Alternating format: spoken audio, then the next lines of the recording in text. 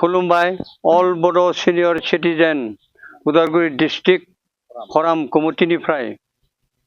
बयखौबो आं दिनै रायजो राजाखौ आं साबायखर बावहरबाय। दिनै नैबे मेलखौ जों खुंनो थांदों बा प्रेस मिट जों खालामनो नाजादों।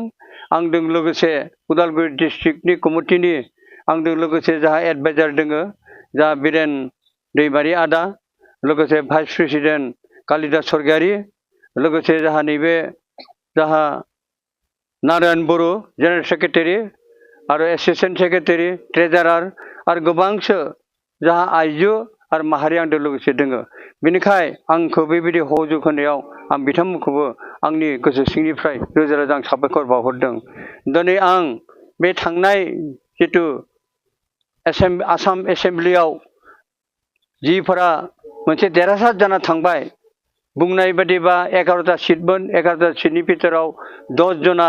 मोनसे उइनार जानानै देरहासार जाना थांनो हाबाय आरो लोगोसे 7 बिजेपिनिफ्राय केन्डिडेट दंमोन, बिथांमोनाबो हाबाय। 15टानि भितराव 14टा पार्टिया मोनसे बिपुल भोटआव जययुक्त जाना थांबाय। जों हसायैनो साबायखर जों बावनांगोन बिटिसि हालामाव थानाय 28टा जनगोष्ठी बेबायदि जाति बिटिसि हालामाव थानाय जेसां जनगोष्ठी विभिन्न जाति सम्प्रदाय बहुत दोङो, गासिबो नोंथांमोनखौ मदद होनायाव माने नोंथांमोना बिटिसि इलेक्शनावनो आरो एबा नैबे आसाम एसेम्ब्लियावबो मोनसे ग्रान्ड साक्सेस जानायखौ जों नुनो मोनबाय। बेनिखायनो जों रोजा रोजा जों जायफोरा बेबायदि गाव गावनि बेसेन गोसा भटखौ होनानै मोनसे देरहासार खालामनायखौ जोंनिथिंनिफ्राय जों गोजोननाय फोरमायहरदों आरो जों बेखौनो जों मोनसे फोरमायदों,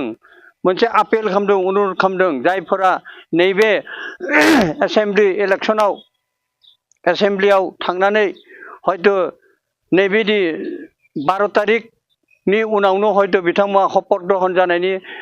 माबाखौ जों खोनाबाय थादों। बिथांमोना शपथ ग्रहण जानायनि उनाव बेबायदि बिबानखौ मोनगोन, बिबान लानायनि उनाव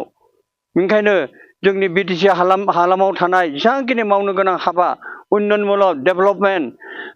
बेबायदि बायदि बायदि खामानिफोराव जाहाथे नोंथांमोना गोसो गोथारै मदद होगोन आरो रायजो राजाखौ अराय सम अनसायगोन, अनगोन आरो बिसेसकरि जोंनि बे सिनियर सिटिजेन फरामनिफ्राय जा मोनसे बेनो आपिल जोंनि गेजेराव बोराय बुरि बैसोगोरा गोबांसो दोङो, जोंनि थाखाय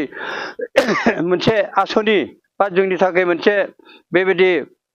सोरबा बिसिनाव गोलैना थानाय, सोरबा बेबायदि मावनो हायि बिदि मोनसे अंग बेबायदि मोनसे माबा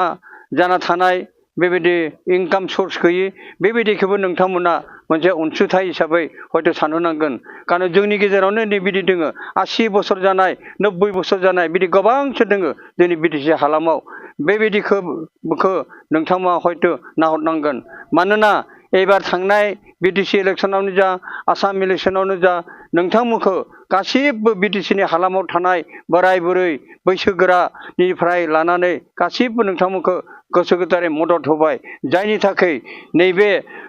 मोननै बिसायख'थियाव मोनसे संख्या गरिष्ठ लानानै माने देरहासार जाना थांनो हाबाय। बेनिखायनो आं रोजा रोजा आरोबाव साबायखर होदों बे एखे उदालगुरि हालामनिफ्राय, उदालगुरि समष्टिनिफ्राय जा बिथां रिहन दैमारि डांगरिया